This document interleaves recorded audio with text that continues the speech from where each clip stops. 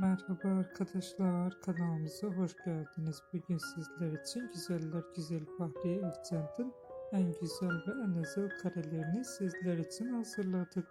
Fahriye Evcen, Çalı Kuşu, Yaprak Dökümü ve birçok dizilerde ve filmlerde rol almıştı ve herkes tarafından çok beğenilmişti. Biz de sizler için Fahriye Evcen'in en güzel ve en sempatik karelerini hazırladık.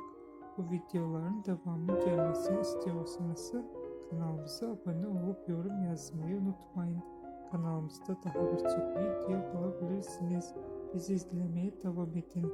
Herkese teşekkür ederiz.